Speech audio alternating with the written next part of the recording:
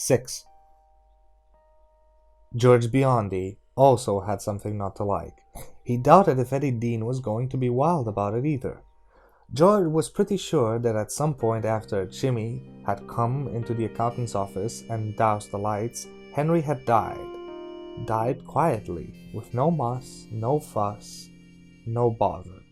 Had simply floated away like a dandelion spore on a light breeze. George thought maybe it had happened right around the time Claudio left to wash the shit hand in the kitchen. "Henry," George muttered in Henry's ear. He put his mouth so close that it was like kissing a girl's ear in a movie theater, and that was pretty fucking gross, especially when you consider that this guy was probably dead. It was like narcophobia, or whatever the fuck they called it. But he had to know, and the wall between this office and Balazar's was thin. "What's wrong, George?" Trix Postino asked. "Shut up," Jimmy said. His voice was the low rumble of an idling truck. They shut up.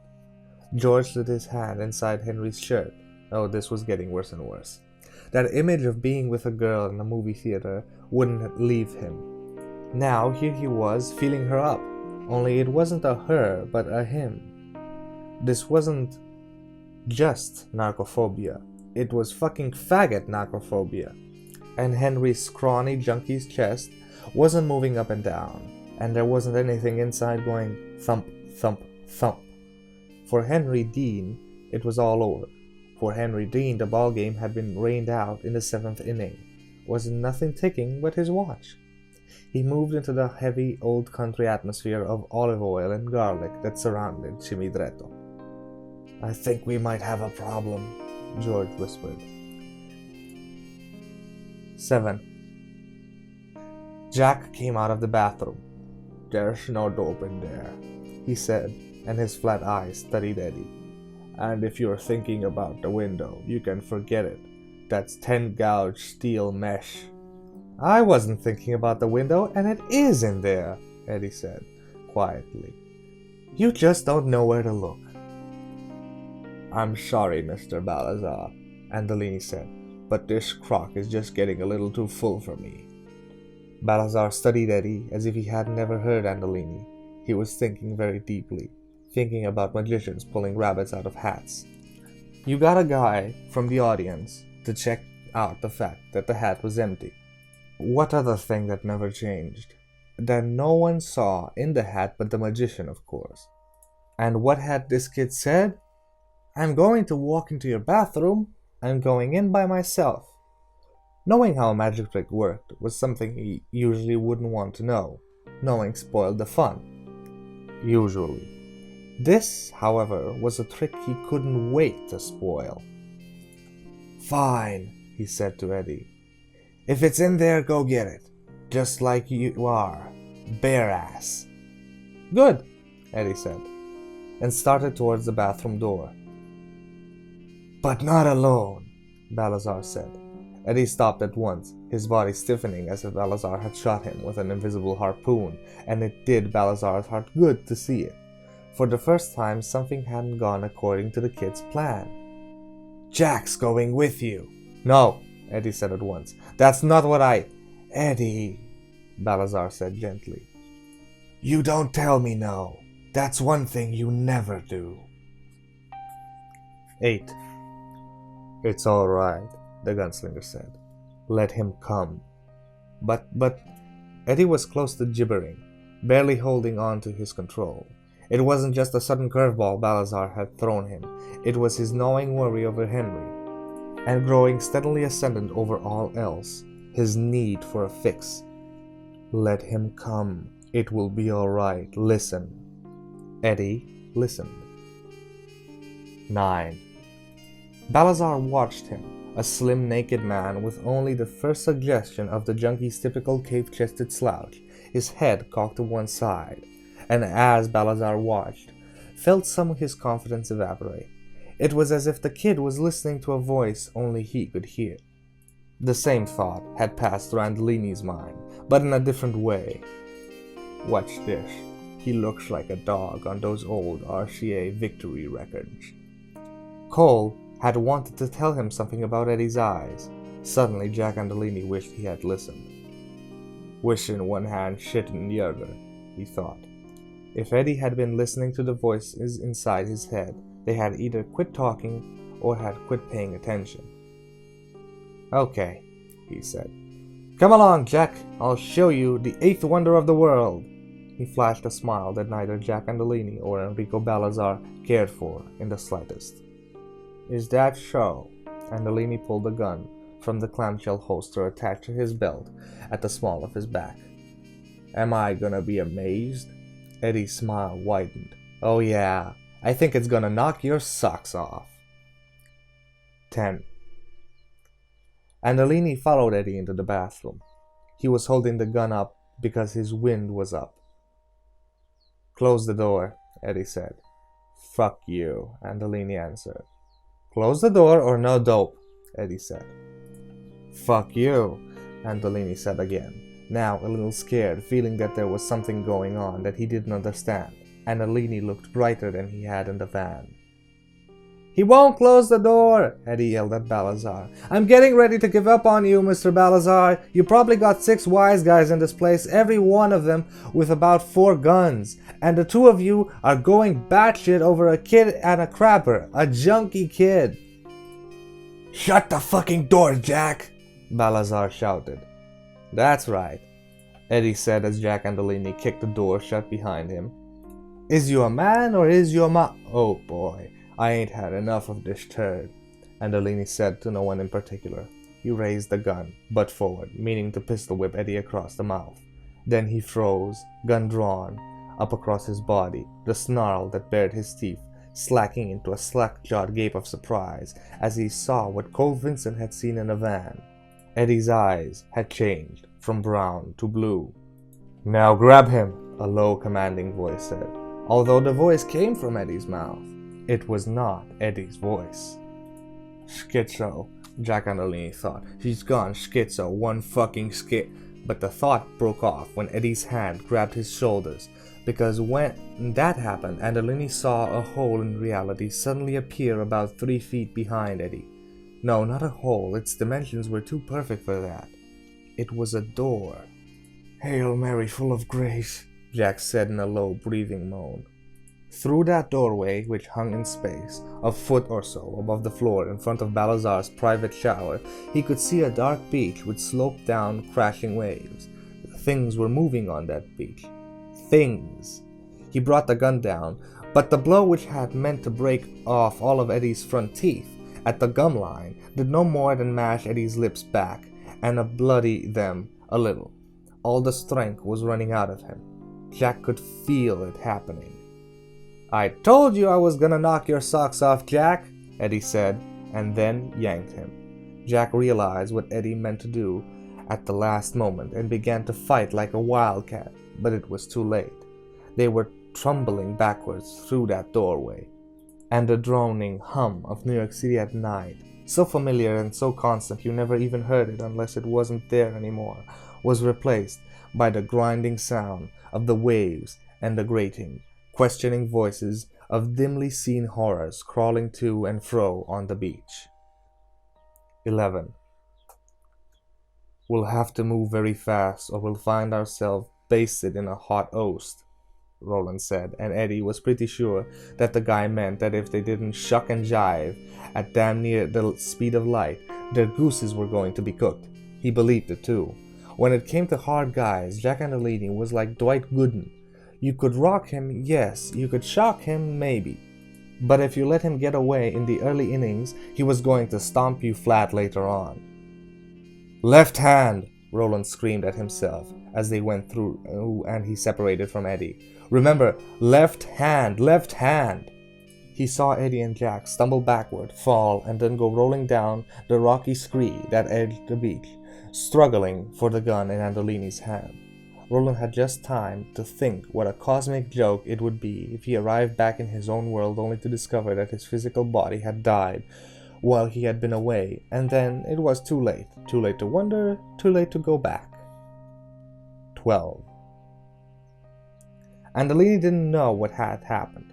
Part of him was sure he had gone crazy, Part was sure Eddie had doped him or gassed him or something like that. Part believed that the vengeful god of his childhood had finally tired of his evil and had plucked him away from the world he knew and set him down in its weird purgatory.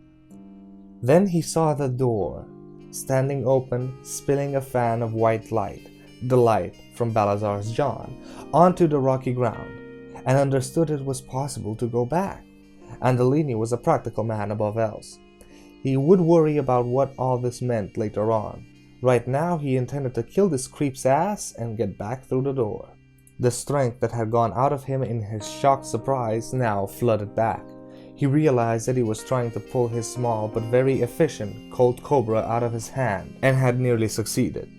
Jack pulled it back with a curse, tried to aim, and Eddie promptly grabbed his arm again. Andolini hoisted a knee into the big muscle of Eddie's right thigh.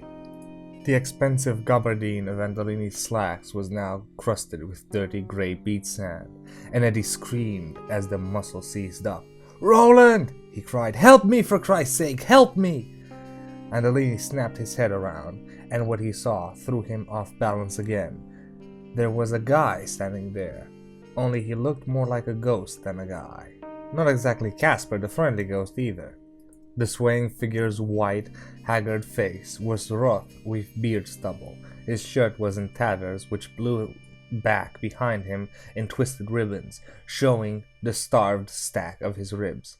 A filthy rag was wrapped around his right hand. He looked sick and dying, but even so, he also looked tough enough to make Andolini feel like a soft-boiled egg. And the Joker was wearing a pair of guns. They look older than the hills, old enough to have come from a Wild West museum, but they were guns just the same. They might even really work, and Andolini suddenly realized he was going to have to take care of the white-faced man right away, unless he really was a spook, and if that was the case, it wouldn't matter fuck all, so there was really no sense of worrying about it. Andolini let go of Eddie and snap-rolled to the right, barely feeding the edge of the rock that tore open his $500 sports jacket. At the same instant, the gunslinger drew left-handed, and his draw was as it had always been, sick or well, wide awake or still half asleep, faster than a streak of blue summer lightning. "I'm beat," Andolini thought, full of sick wonder. "Christ, he's faster than anybody I've ever saw. I'm beat, Holy Mary, Mother of God, he's gonna blow me away, he's got..." The man in the ragged shirt pulled the trigger of the revolver in his left hand, and Jack Andolini really thought, he was dead before he realized there had been only a dull click instead of a report. Misfire. Smiling, Andolini rose to his knees and raised his own gun. "I don't know who you are, but you can kiss your ass goodbye, you fucking spook," he said. 13. Eddie sat up, shivering, his naked body poked with goosebumps. He saw Roland draw, heard a dry snap that should have been a bang, saw Andolini come up on his knees, heard him say something, and before he really knew what he was doing, his hand had found a ragged chunk of rock. He pulled it out of the grainy earth and threw it as hard as he could. It struck Andolini high on the back of the head and bounced away. Blood sprayed from a ragged hanging flap in Jack Andolini's scalp. Andolini fired, but the bullet that surely would have killed the gunslinger otherwise went wild. 14. Not really wild, the gunslinger could have told Eddie. When you feel the wind of the slug on your cheek, you can't really call it wild. He thumbed the hammer of his gun back and pulled the trigger again as he recoiled from Andolini's shot. This time the bullet in the chamber fired. The dry, authoritative crack echoed up and down the beach. Gulls asleep on the rocks high above the lobstrosities awoke and flew upward in screaming, startled packs. The gunslinger's bullet would have stopped Andolini for good, in spite of his own involuntary recoil. But by then Andolini was also in motion, falling sideways, dazed by the blow on his head. The crack of the gunslinger's revolver seemed distant, but the searing poker it plunged into his left arm, shattering the elbow, was real enough. It brought him out of his daze, and he rose to his feet, one arm hanging broken and useless, the gun wavering wildly about in his other hand, looking for a target. It was Eddie he saw first. Eddie the junkie. Eddie who had somehow brought him in this crazy place. Eddie was standing there as naked as the day he was born, shivering in the chilly wind, clutching himself with both arms. Well, he might die here, but he would at least have the pleasure of taking Eddie fucking Dean with him. Andolini brought up the gun. The little cobra now seemed to weigh about 20 pounds, but he managed. 15. This better not be a misfire, Roland thought grimly, and thumbed the hammer back again. Below the din of the gulls, he heard the smooth, oiled click as the chamber revolved. 16. It was no misfire. 17. The gunslinger hadn't aimed at Andolini's head, but at the gun in Andolini's hand. He didn't know if they still needed this man, but they might. He was important to Balazar, and because Balazar had proved to be every bit as dangerous as Roland had thought he might be, the best course was the safest one. His shot was good, and that was no surprise. What happened to Andolini's gun, and hence to Andolini, was. Roland had seen it happen, but only twice in all the years he had ever seen men fire guns at each other. Bad luck for you, fellow, the gunslinger thought as Andolini wandered off towards the beach, screaming. The blood poured down his shirt and pants. The hand which had been holding the Colt Cobra was missing below the middle of the palm. The gun was a senseless piece of twisted metal lying on the sand. Eddie stared at him, stunned. No one would have ever misjudged Andolini's caveman face again, because now he had no face. Where it had been, there was now nothing but a churned mess of raw flesh and the black screaming hole of his mouth. My God, what happened?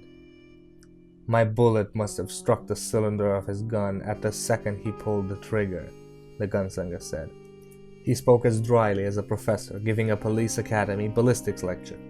The result was an explosion that tore the back off his gun. I think one or two of the other cartridges may have exploded as well. Shoot him, Eddie said. He was shivering harder than ever, and now it was just a combination of night air, sea breeze, and naked body that was causing it. Kill him! Put him out of his misery, for God's sake! Too late, the gunslinger said with a cold indifference that chilled Eddie's flesh all the way to the bone. And Eddie turned away, just too late to avoid seeing the lobstrosity swarm over Andolini's feet, tearing off his Gucci loafers, with the feet still inside them, of course. Screaming, waving his arms spasmodically before him, Andolini fell forward. The lobstrosities swarmed greedily over him, questioning him anxiously, all the while they were eating him alive. That a check? Did a chick? Dumb a chum? Dot a chuck? Jesus, Eddie moaned. What do we do now? Now, you get exactly as much as the devil powder, the gunslinger said. Cocaine, Eddie heard. As you promised the man Balazar, Roland said. No more and no less. And we go back. He looked levelly at Eddie. Only this time, I have to go back with you, as myself. Jesus Christ, Eddie said. Can you do that? And at once answered his own question. Sure you can, but why? Because you can't handle this alone, Roland said. Come here. Eddie looked back at the squirming hump of the crawled creatures on the beach. He had never liked Jack Andolini, but he felt his stomach roll over just the same. Come here, Roland said impatiently. We've got little time, and I have little liking for what I must do now. It's something I have never done before, never thought I would do. His lips twisted bitterly. I'm getting used to doing things like that. Eddie approached the scrawny figure slowly, on legs that felt more and more like rubber. His bare skin was white and glimmering in alien dark. Just who are you, Roland? He thought. And what are you? And that heat I feel baking off you, is that just fever or some kind of madness? I think it might be both. God, he needed a fix. More, he deserved a fix. Never done what before? He asked. What are you talking about? Take this, Roland said, and gestured at the ancient revolver slung low on his right hip. Did not point. There was no finger to point with, only a bulky rag-wrapped bundle. It's no good to me. Not now. Perhaps never again. Eddie swallowed. I don't want to touch it. I don't want you either, the gunslinger said with curious gentleness. But I'm afraid neither of us has a choice. There's going to be shooting. There is? Yes. The gunslinger looked serenely at Eddie. Quite a lot of it, I think. Thank you, everybody, for sitting down with another part of Majin reading The Drawing of the Three, and with Jack and Arlene lying in pieces and in the stomachs of the lobstrosities, Roland and Eddie must go back to Balazar and face him, guns a-blazing. See you next time. Long days and pleasant nights, listener.